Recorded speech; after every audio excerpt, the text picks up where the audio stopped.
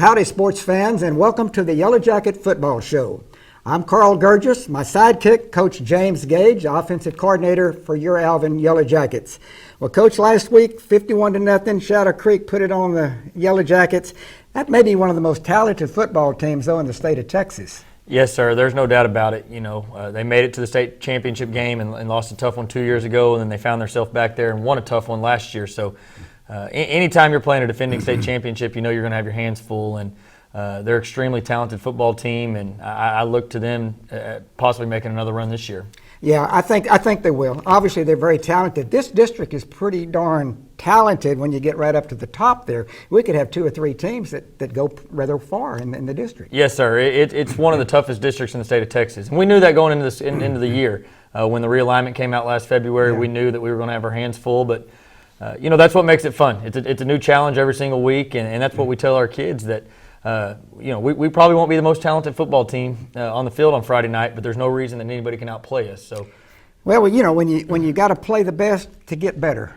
I guess that's an old saying. I don't know if it's true or not, but it's there. It is, and you learn a lot playing those teams, but you learn a lot about your kids. And the other night, you know, our kids played extremely hard, and they didn't care who they were playing. They just were excited for the opportunity to go play another football game. Well, let's look at some of the film. I know we've got some that you want to show to us. We did have some highlights, so why don't we get started in on that? Yes, sir.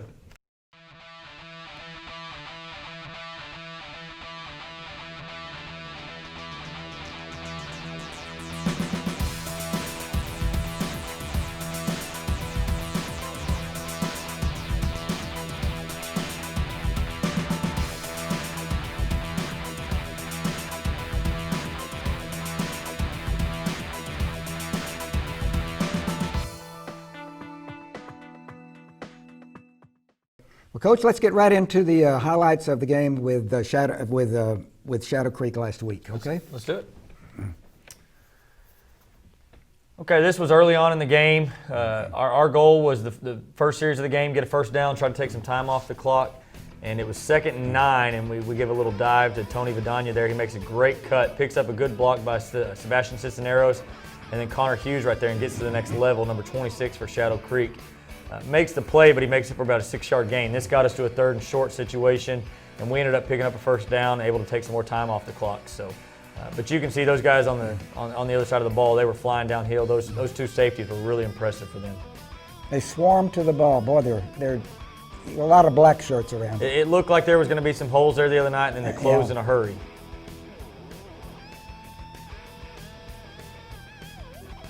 Okay, so.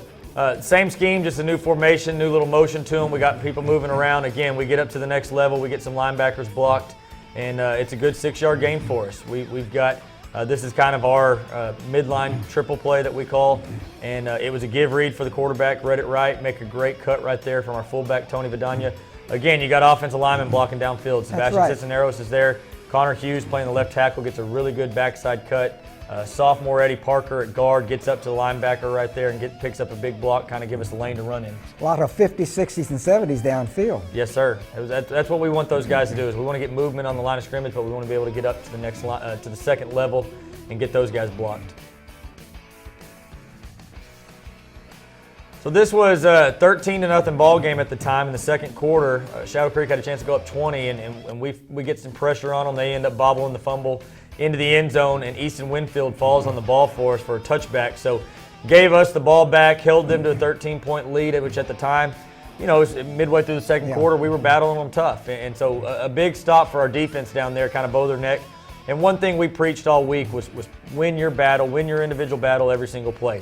And so our kids didn't panic. They got the ball down there on the 1-yard line. And our kids played that play and made them snap it again, which, you know, we're glad they did because they fumbled into the end zone, and we were fortunate to fall on top of it there. Okay, so we felt like their safeties were cheating and playing real high, real low to the line of scrimmage, and so we decided, hey, we got to get them off our back a little bit. So we just threw a quick slant here. Trevor Bokel steps off the line and throws it to Austin Alvarez over there. Does a great job running a quick slant, and Bokel delivers a really good ball. And going back and watching our film Saturday morning, we really did a good job protecting our quarterbacks. We don't throw it a lot, but when we do throw it, we preach to those kids how we got to protect the quarterback. And our offensive line did a really good job protecting them the other night. Okay, back to the defensive side. You got Jimmy Beasley pinching through right there, forcing the ball to bounce, and it bounces right to Braden Sobek, number 50. And he's kind of emerged these last couple weeks as one of our top hitters. He's not scared to come downhill and hit you right in the mouth, and lays a good pop on the running back right there, stops him clean in his tracks. And then you see, like we've talked about the last few weeks, you got Colton Smith running down, Gavin Guthrie in there, Easton Winfield, there comes little Leo Rivera coming downhill. We got guys getting to the football, and so obviously a good pop right there by Sobek, but great effort by the rest of the guys getting there. 5 white shirts around the ball, that's what you want on every play. Yes, sir, absolutely. Okay, so we run a little option. They took the full, or they gave the give read to the fullback earlier, so the quarterback was able to give it. Well, this time they squeezed and took the fullback, and so we pull it on the option. And Daniel Bloom gets out there and throws at number 26, and it doesn't get a great block, but he makes him go underneath and does his job. We tell him if you're going to miss, make him go underneath. So he does. 26 goes underneath and takes himself out of the play. We pitch the ball to Kelton Morrison there. And again, you just see the athleticism out of the guy in the black shirts. We look like we got a chance to get to the edge and run a little bit, and then there they are tackling us for an 8-yard gain. But our goal offensively is to get at least 4 yards every time we snap it. So anytime we can get 8, we feel like we doubled up and had a pretty successful play.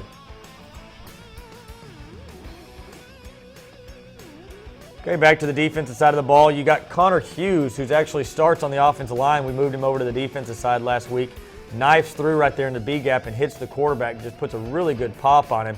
And Colton Smith comes off the backside as well and kind of pressures him. So we got 2 guys on the quarterback to get rid of it. Forces him to kind of throw a bad ball.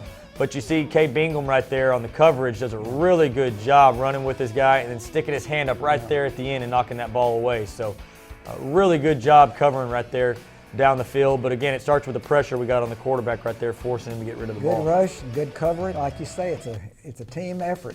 Yes, sir. That's just good execution on the whites right there. All right, so down on the goal line, we preach bow in your neck again, bow in your neck again. Here comes Colton Smith coming off the edge.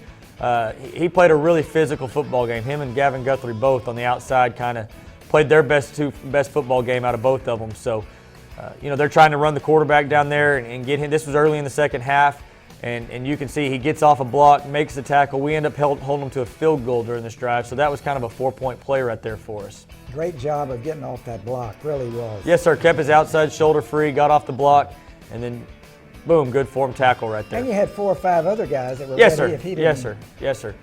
That was a well executed play.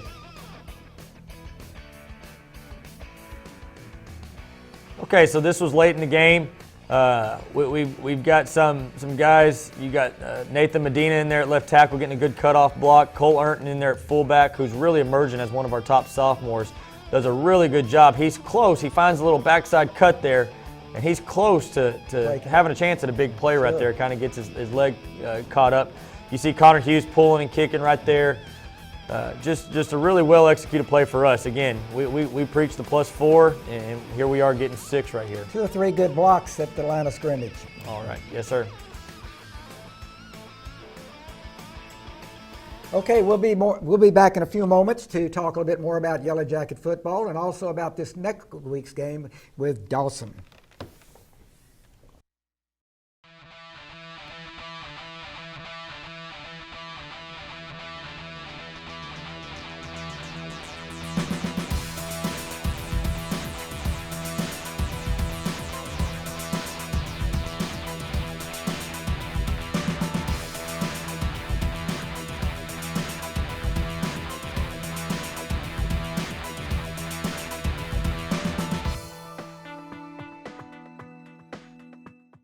Well, Coach, let's talk a little bit about the upcoming game with Pearland Dawson. I think Dawson may be every bit as good as Shadow Creek. I know that's saying something that's almost, you got to be kidding, but. They're extremely talented. They've given up 30 points in 6 games this year. They've only given up 13 points in district. So they play defense really, really well over there. And offensively, they don't do a whole lot, but what they do really well. And so we're definitely going to have our hands full Friday night, but we're going to show up at 7 o'clock, and we're going to play them as hard as we can possibly play them. We've played Dawson over the years. Usually have played pretty well against them, the Pearland schools. Dawson, as I said, I think they're probably in the top 10 in this particular area, and who knows what may happen as they get on down the road a little bit. Yes, sir. If they can stay healthy, they got a chance to make a run. It should be interesting to see how things fold out towards the end of the season. But you're right; they're every bit as talented as Shadow Creek, and again, we're going to have our hands full, but we're going to play them as hard as we can. Okay, we've got them here at 7 o'clock Friday night. Any other particular activities in addition to the ball game Friday night? No, sir. Should be a good night for football. I think it's going to be in the 60s again. Just another great Friday night. Great weather. Great opportunity to see your Yellow Jackets in action, and I hope you'll join us. We'll be back next week with highlights of the game between Pearland Dawson and your Alvin Yellow Jackets. So for myself and Coach James Gage, thanks for joining us. We'll see you next week. Sting 'em.